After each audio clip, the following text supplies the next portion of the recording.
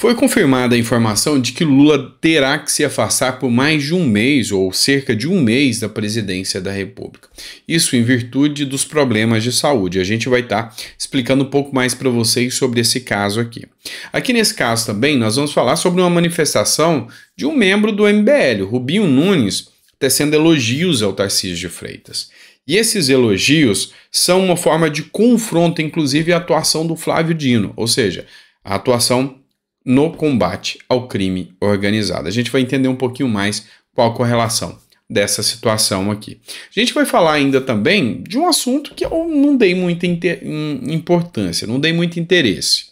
Enquanto aqui no Brasil, os agentes da ABIN estão preocupados em estar dentro do Palácio do Planalto, servindo o pessoal que está invadindo e destruindo o Palácio do Planalto, lá nos Estados Unidos dá para dizer que tem coisa pior. Lá estão dizendo que tem OVNI à solta. Eu não levei muito a sério, mas esse assunto está ganhando noticiário cada vez mais e a gente vai conversar sobre isso, tá bom? Então seja muito bem-vindo, obrigado por estar aqui. Se puder compartilhar, curtir. Se não é inscrito, inscreva-se. Curtir ajuda bastante a gente aqui do canal. Então se você puder fazer isso por nós, tá bom? E mais uma vez eu te agradeço por estar me recebendo. E graças a Deus hoje estamos nos tornando o canal de informação de várias pessoas que realmente buscam informação aqui no canal e a gente faz com todo carinho, com todo respeito, de forma imparcial para você. Às vezes a gente é elogiado, às vezes a gente é até xingado, criticado, mas faz parte do jogo. A gente às vezes erra tentando acertar, mas faz parte, tá bom? Bora começar? Vamos começar falando do Lula, tá? Eu sempre cito a fonte para vocês. Essa matéria aqui é o Estado de Minas. O título da matéria é: Lula deve ficar afastado da presidência por quase um mês após cirurgia. E a data da cirurgia já está prevista, é para outubro. O fato é que Lula vem sentindo fortes dores na região do quadril. E as dores, segundo informações da própria imprensa, são quase que insuportáveis. Em alguns dias, Lula mal consegue ficar de pé. E está tomando injeções diárias para diminuir a dor. Mas, segundo a equipe médica, não sabe por quanto tempo o Lula consegue se manter dessa forma. O fato é que o médico especialista, que é o Vitor Birro, que está tratando o Lula, disse que a cirurgia pode resolver o problema do petista. E o fato é que, com a cirurgia, ele vai voltar a ter a sua atuação normal. Mas pode ser que ele tenha que ficar quase um mês fora. E durante esse período, o presidente em exercício será Geraldo Alckmin, tá bom? Vamos lá, pessoal. Partindo para a nova matéria agora, a gente vai falar aqui do Tarcísio de Freitas e de uma publicação feita pelo Rubinho Nunes. O Rubinho Nunes, ele é vereador do município de São Paulo e ele é do grupo MBL, aquele movimento que é muito crítico ao Bolsonaro. Olha só, ele fez essa publicação aqui em relação ao Tarcísio de Freitas. Chefe do PCC preso. O governo de São Paulo prende um dos principais traficantes da Cracolândia. E aí o Rubinho escreve o seguinte: Tarcísio não brincou quando disse que ia acabar com o tráfico da Cracolândia. Em São Paulo tem lei. O Tarcísio vem agradando muito, principalmente o pessoal que mora aqui em São Paulo. Eu mesmo sou fã do trabalho do Tarcísio, gosto demais, para mim um dos políticos mais preparados. E digo que, na minha visão, tem apoio total da minha parte, caso ele venha candidato a presidente da República. Mas parece que não é o caso, ele mesmo já descartou a ideia, parece que não vai querer ser o candidato a presidente pela direita. O que chamou a atenção aqui é uma notícia que foi publicada na revista Exame, que diz o seguinte: Tarcísio afirma que operações na Cracolândia serão diárias. 18 pessoas já foram presas. Do início do ano para cá, prendemos 600 traficantes no centro de São Paulo e vamos prender muito mais, afirmou o governador. Por que eu estou citando esse caso aqui do Tarcísio?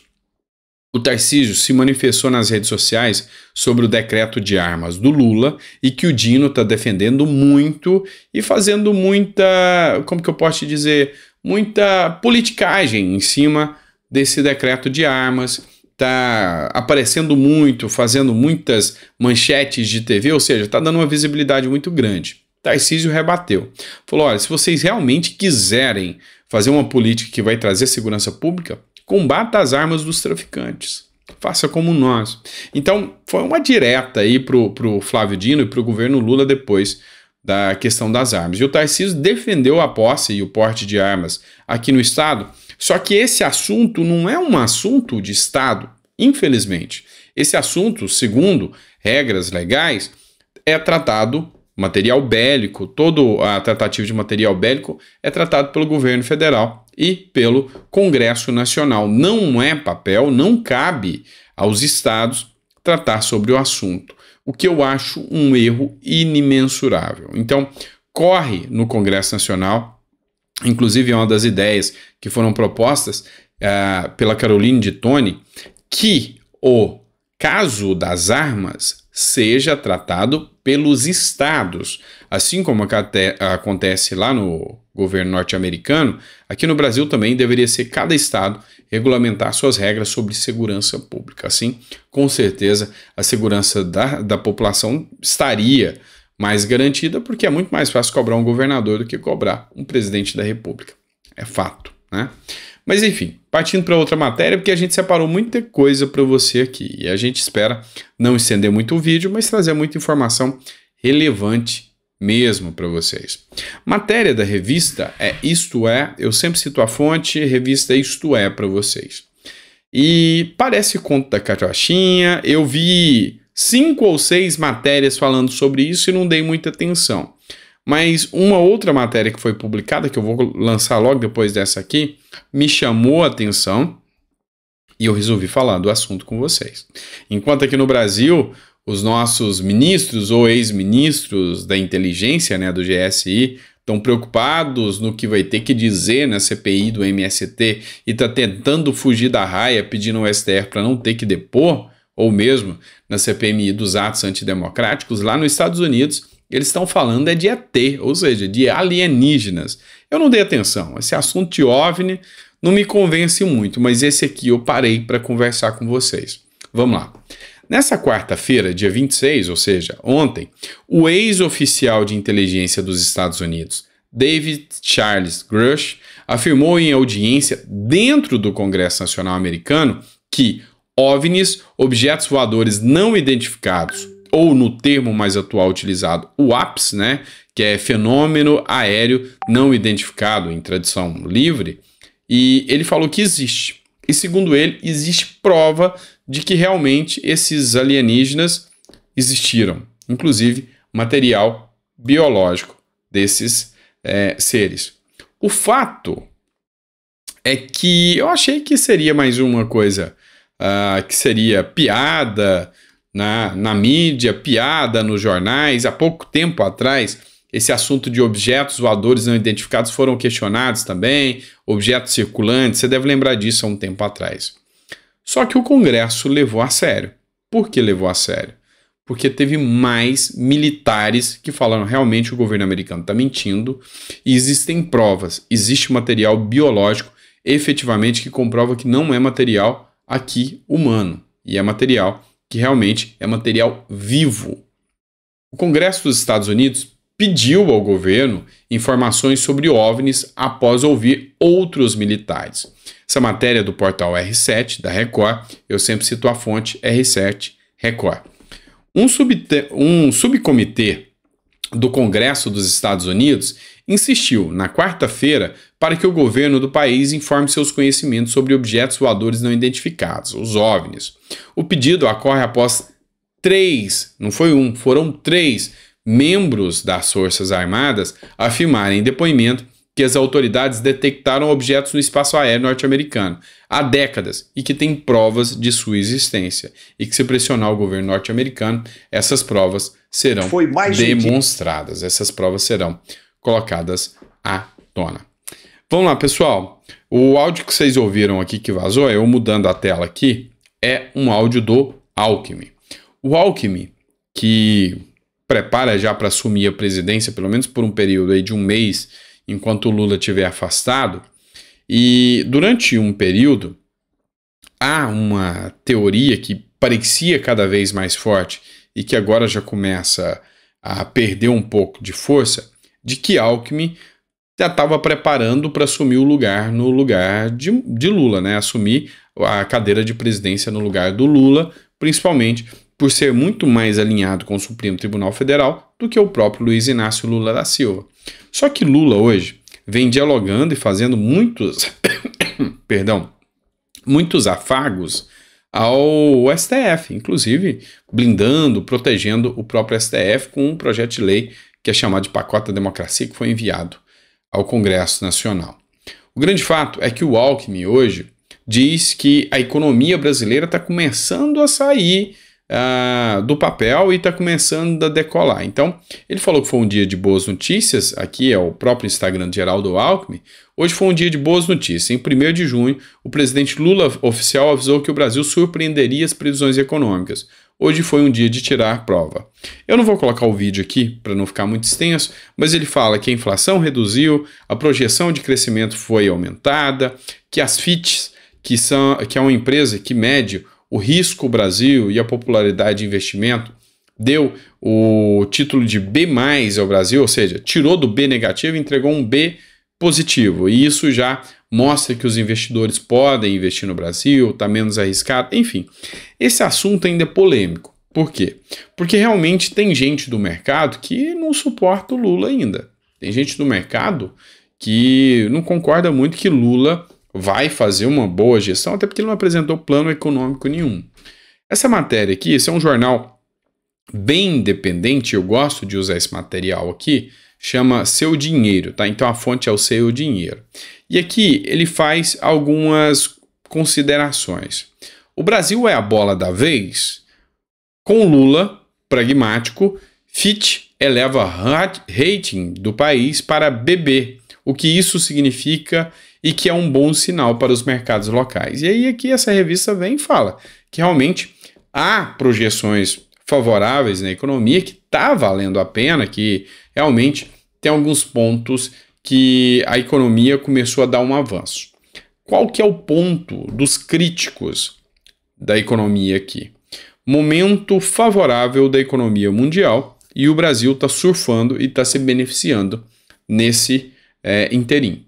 Então, eu tenho três vertentes. Há aqueles que dizem que é sorte, há aqueles que dizem que é mentira, que não tem nada de elevação econômica, que não está melhorando nada o Brasil, são fábricas fechando, as coisas dando errado, e há aqueles que acreditam que estão melhorando, mas que é sorte do Lula e um pouquinho de competência também, senão ele deixava passar. Enfim, ainda está um pouco nebuloso. Eu ainda não gosto do plano econômico do Lula, não vi um projeto e um plano econômico efetivo apresentado. Não que eu seja cético, não que eu não possa dizer que o plano seja bom, caso seja e caso seja apresentado, mas até agora o que se foi apresentado, eu vejo muita gastança, eu não vejo com o otimismo que as pessoas apresentam de que o arcabouço fiscal tem uma regra fiscal eficiente, para mim não tem. Eu vejo um governo que vai ter um gasto de 150 bilhões a mais, enfim. Essa é a minha visão e a minha visão como alguém que estuda o segmento econômico também. Então, não vejo com os olhos que muitas pessoas aí dizem que está acontecendo, tá bom? Bora lá, vamos falar aqui de um outro ponto um tanto quanto delicado. Vamos falar de novo do governo norte-americano, vamos falar do Biden. Dá uma olhada aqui. A Gazeta Brasil, ela publicou o seguinte: Biden afirma ter acabado com o câncer. Essa matéria foi publicada hoje ainda de manhã. Durante um discurso na última terça-feira, dia 26, o presidente dos Estados Unidos, Joe Biden, disse que seu governo curou o câncer. Pois é, foi isso que ele disse. Eu disse que curaria o câncer. Eles olharam para mim como? Por que câncer? Porque ninguém acha que podemos. É por isso. E nós podemos. Acabamos com o câncer como o conhecemos, disse Biden durante um discurso na sala leste da Casa Branca. Biden estava programado, ele foi lá para nem falar para isso, e sim a expansão do acesso à saúde dos americanos. O que tem a ver, Dr. Sandro, essa matéria aqui? Qual a justificativa? Vamos lá. Essa reunião que Biden compareceria não tinha nada a ver com falar de câncer. E aí ele fala que acabou com o câncer no mundo como conhecido. Só que o fato aqui é que o Biden teve uma espécie de um câncer de pele e talvez ele tenha se tratado do câncer. Só que a fala, no padrão que ele disse, da forma que ele disse, mostra um quadro de problemas já psicológicos que o atual presidente tem. A famosa demência já. Ele já deveria estar, já está, pela idade avançada, apresentando sinais de que o tempo está cobrando a sanidade mental dele. Porque não faz sentido. Em outro momento, durante um discurso, ele levanta a mão e fala Deus salve a rainha, o que não justificava a fala dele, enfim. Outro momento ele falou que já estava vencendo a guerra do Iraque, ou seja, mostra que ele já não está com a mesma sanidade. Eu achei interessante, foi um posicionamento aqui do Ed Raposo. O Ed Raposo, influenciador, e eu venho gostando de alguns pontos críticos que ele argumenta aqui. Tá? São alguns pontos interessantes. Olha o que ele escreveu. Graças à imprensa tradicional, que ignora solenemente fatos que não a interessam. A imensa maioria dos brasileiros não tem a mínima noção do buraco em que o Joe Biden está se enfiando nesse momento. Primeiro, a demência nunca foi tão óbvia e realmente ele está apresentando cada vez mais um quadro de falta de conexão intelectual, de falta de conexão de sanidade mesmo. Não há a menor condição de esconder mais que física e mentalmente ele está completamente acabado. Tiveram que diminuir pela metade a altura dos degraus da escada do Air Force One para que ele pare de cair. E os eventos em que Joe Biden vem caindo, vem tropeçando, vem se envolvendo em críticas, inclusive é alvo de memes de opositores, né? Tá cada vez mais latente. Então teve que mudar até os degraus porque ele está caindo muito. Outro dia dormiu falando com o primeiro-ministro israelense. Então, durante uma entrevista, né, uma coletiva, o ministro israelense falando com ele e ele começou a roncar, começou a dormir. Tá? Então, um caso que mostra que tem alguma coisa errada em relação ao Joe Biden. Essa semana ele disse que acabou com o câncer, essa matéria que eu acabei de trazer para vocês. E o pior de tudo, os escândalos de corrupção e tráfico de influência envolvendo ele e o filho doidão estão escancarados, com investigações a todo vapor ocorrendo no Congresso e parlamentares democratas admitindo que ele já era. Ou seja, o líder do Congresso, o líder da Câmara dos Deputados lá dos Estados Unidos, já falou que já é hora do impeachment e o impeachment pode acontecer a qualquer momento. Qual a inferência que nós temos aqui em relação ao Brasil, que isso liga ao Brasil? O fato que liga ao Brasil é que hoje o nome que tem maior chance de vitória é o Donald Trump, ou seja, o retorno do Trump à presidência da República. Tanto é que o Trump, nas pesquisas, ele vence de longe o outro candidato da direita lá nos Estados Unidos.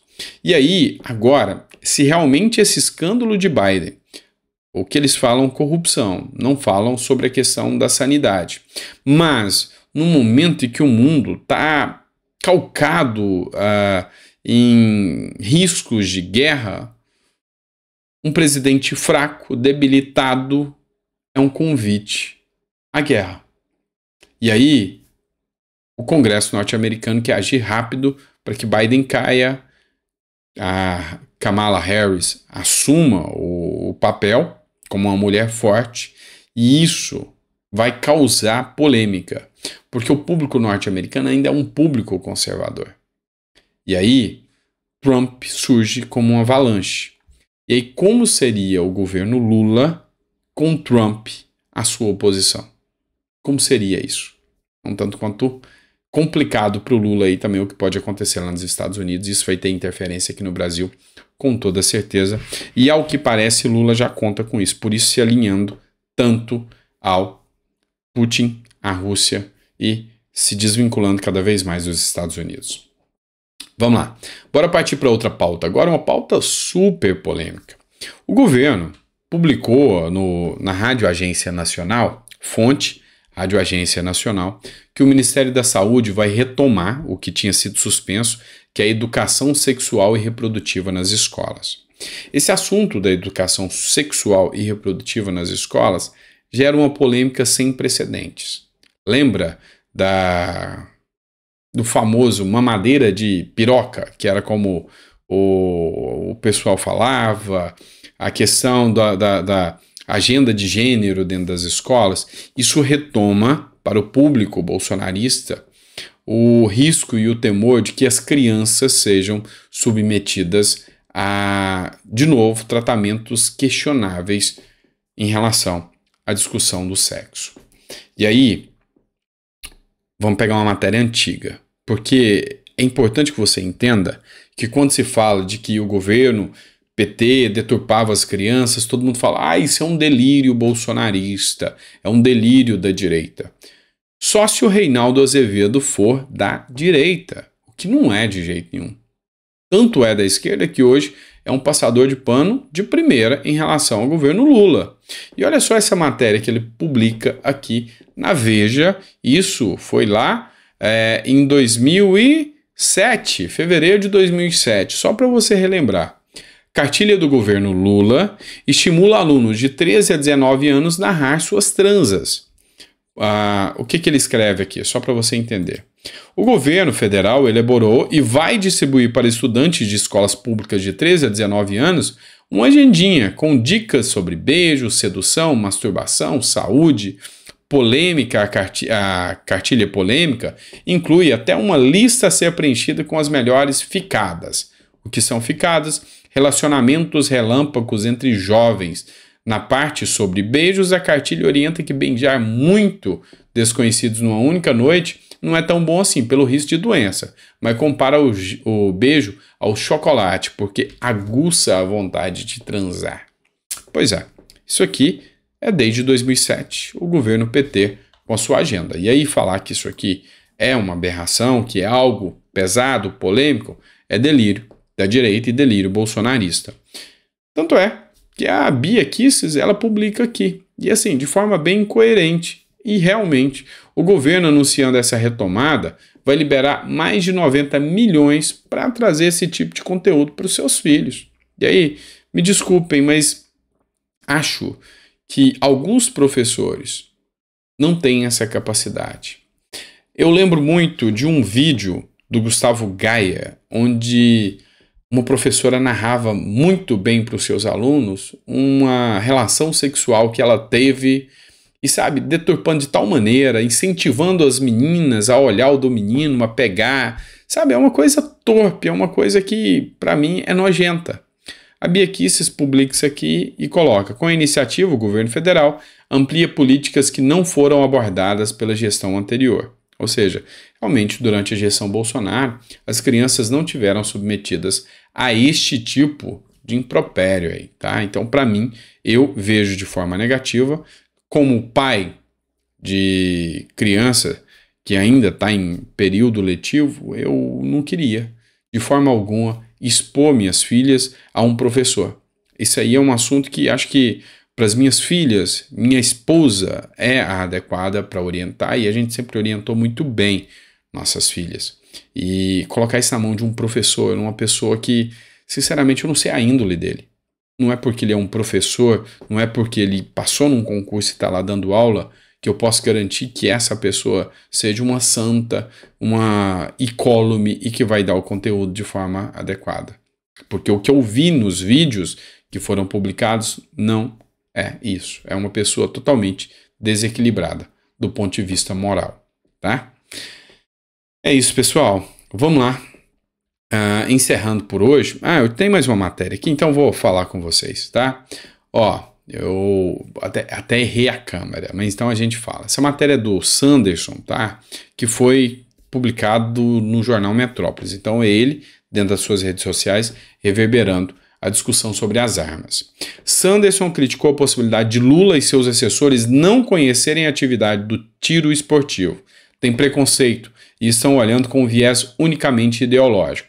E aí ele coloca aqui, o presidente da Comissão de Segurança Pública e Combate ao Crime, que é o Sanderson, afirmou que as declarações do Lula sobre fechar clubes de tiro no Brasil são de cunho preconceituoso, são de cunho ideológico, são de cunho de alguém que realmente não tem conhecimento, não tem o sentido lógico do que isso funciona.